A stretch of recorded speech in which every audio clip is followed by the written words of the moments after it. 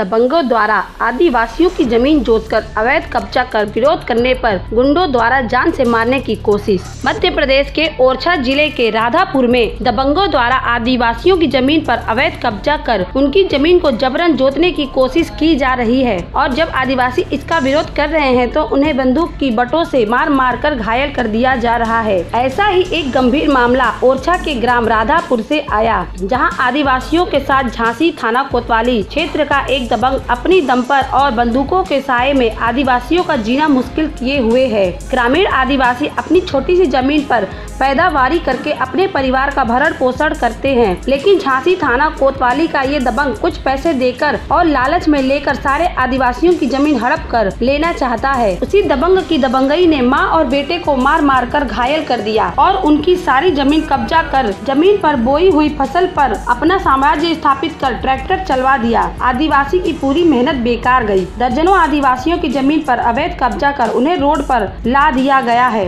लगता है मध्य प्रदेश में अब गरीबों को रोड पर आकर भीख मांगनी पड़ेगी, क्योंकि जब इस दबंग की रिपोर्ट लिखाने के लिए मां और बेटे ओरछा थाने पहुंचे तो ओरछा टीआई विनायक शुक्ला ने घंटों थाने में बैठा रखा और दर्जनों आदिवासियों की रिपोर्ट न लिखकर मजबूरी बस केवल एक रिपोर्ट ही लिखी। और जब आदिवासी की खबर को एक सम्मानित पत्रकार ने कवर किया और टीआई साहब विनायक शुक्ला से पत्रकार ने पूछा कि आपने इस मामले में अभी तक कोई कार्रवाई की है, तो आग बबूला होकर उसे अपमानित कर उसे धमकी दी गई और उसकी ही गाड़ियों के कागजात चेक किए गए। धन्य हो ओरछा टीआई महोदय विनायक शुक्ला जी। जब पत्रकार को ही धमकी और भला बुरा कहा जाएगा तो गरीबों की कौन मदद करेगा, गरीबों की कौन मदद करने आएगा। ओरछा पुलिस की गरीबों के प्रति कार्यवाही न होना और आदिवासियों का मुकदमा न लिखना ओरछा पुलिस पर सवालिया निशान छोड़ता है। ग्राम राधापुर में आदिवासियों के पास 2 वक्त की रोटी नहीं है और आप टीआई महोदय आदिवासियों के मुकदमे दर्ज न कर और दबंग को बढ़ावा देकर आदिवासियों के बच्चों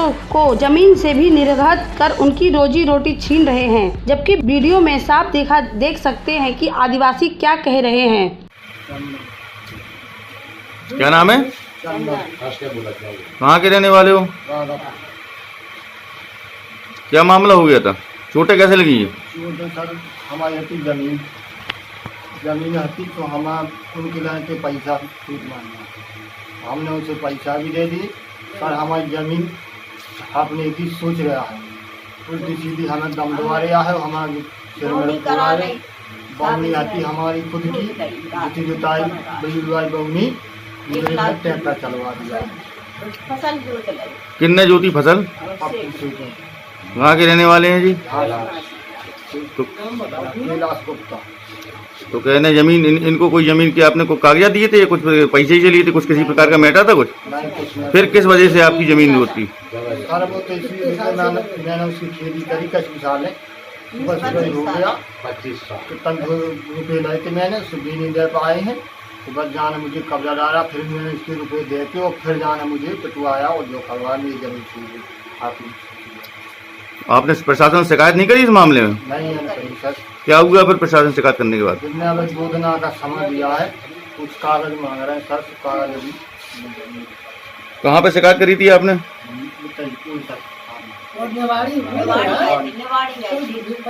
निवाड़ी थाने में शिकायत करी थी आपने? क्या कहा उन्होंने? एक आदिवासी का सर्टिफिकेट लिया।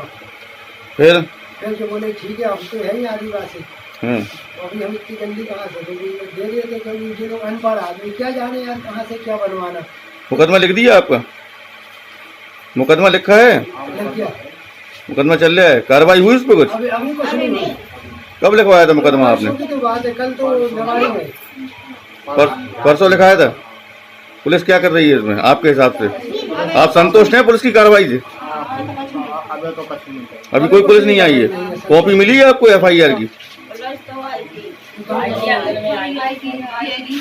बोले हम उसके पास गए थे झांसी, वो मिला नहीं है। अच्छा, कहाँ का रहने वाला है वो? दबंग है?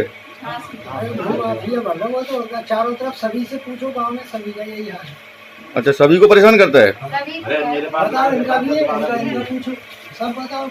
हमारे पास लाए थे 10-12 गुंडे और मुझे केस में फंसाया, 4 केस चल रहे हैं। आपका क्या नाम है बाबूजी? ब्रिन मोहन।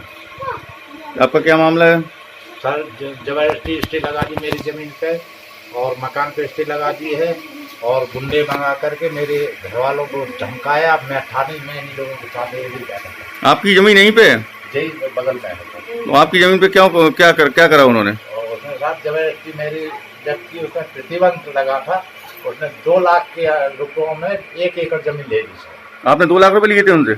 हाँ, 2 लाख लिए थे। उसने 1 एकड़ जमीन मेरी जो है, उसने जबरदस्ती प्रतिबंध लगा था, फिर भी उसने 2 नंबर से उसका प्रतिबंध करा के और ले ली मेरी जमीन। तो आप लोग कितने लोग हैं? सर मेरे 2 बच्चे हैं और मैं हूँ, मेरी वाइफ है। आपके गांव के सभी लोग ग्रसित हैं क्या उनसे? हाँ, सब लोग सब। तो आप लोग क्या चाहते हैं प्रशासन से? प्रशासन ये चाहते कि मुझे न्याय मिलना चाहिए। आपने कुछ FIR मुकदमा दर्ज किया है इस मामले में? दर्ज किया मैंने, FIR करी, मेरी कोई सुनवाई नहीं हुई यहाँ की पुलिस से, और मैंने सर मेरे ऊपर उल्टा मुकदमा कर दिया। कौन से थाने में आपने शिकायत दी थी? ओरछा थाने में। ओरछा थाने में।